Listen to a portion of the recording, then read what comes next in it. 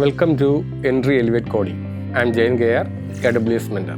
ഇന്ന് നമ്മൾ സംസാരിക്കാൻ പോകുന്നത് AWSനെ കുറിച്ചാണ്. Amazon web services. ഇതൊരു പബ്ലിക് ക്ലൗഡ് പ്ലാറ്റ്ഫോമാണ്. ഇത് ഉപയോഗിക്കുന്നത് നമ്മുടെ ആപ്ലിക്കേഷൻസിനെ ബിൽഡ് ചെയ്ത് ടെസ്റ്റ് ചെയ്ത് റൺ ചെയ്യാനുള്ള ഒരു എൻവയോൺമെന്റിനെ ക്രിയേറ്റ് ചെയ്യാനുള്ള ഒരു പ്ലാറ്റ്ഫോമാണ്. അപ്പോൾ ഇത് ഇൻഡസ്ട്രിയിൽ ക്ലൗഡ് റിലേറ്റഡ് ആയിട്ടുള്ള ഒത്തിരി പ്രൊവൈഡേഴ്സ് ഉണ്ട്.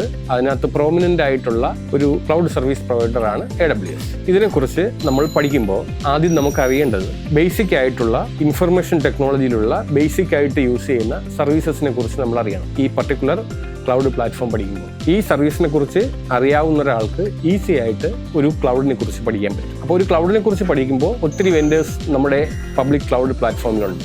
അതിനകത്ത് പ്രോമിനൻ്റ് ആയിട്ടുള്ളൊരു ക്ലൗഡ് വെൻഡറാണ് AWS. നമ്മൾ ക്ലൗഡ് ലേൺ ചെയ്യുമ്പോൾ ആദ്യം പഠിക്കാൻ നമുക്ക് ഈസി ആയിട്ട് ലേൺ ചെയ്യാനുള്ള ഒരു പബ്ലിക് ക്ലൗഡ് പ്ലാറ്റ്ഫോമാണ് AWS.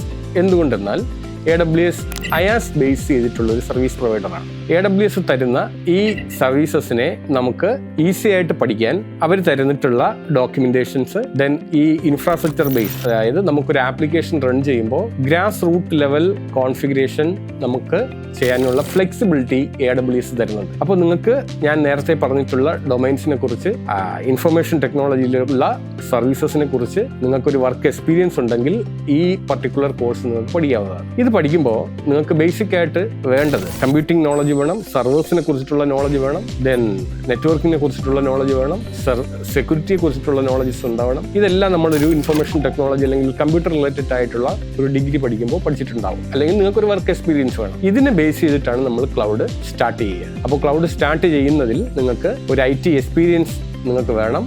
അതോടൊപ്പം തന്നെ നിങ്ങൾക്ക് AWSനെ കുറിച്ചൊരു ബേസിക് നോളജ് ഉണ്ടെങ്കിൽ അത്രയും മതി. അപ്പോൾ ഇതിനകത്ത് നമ്മൾ പറഞ്ഞു, ഒരു ആപ്ലിക്കേഷനെ റെസിലിയൻ്റ് ആയിട്ടുള്ള, ഹൈലി അവൈലബിൾ ആയിട്ടുള്ള, ഫോൾട്ട് ടോളറൻ്റ് ആയിട്ടുള്ള ഒരു ഇൻഫ്രാസ്ട്രക്ചറിനെ കോസ്റ്റ് ഒപ്റ്റിമൈസ്ഡ് ആയിട്ട് ബിൽഡ് ചെയ്യുക. അപ്പോൾ അതാണ് നമ്മൾ AWS എന്നുള്ള കോഴ്സ് വഴി പ്രൊവൈഡ് ചെയ്യുക. ആ കോഴ്സിൻ്റെ പേരാണ് ആർക്കിടെക്റ്റിംഗ് ഓൺ AWS.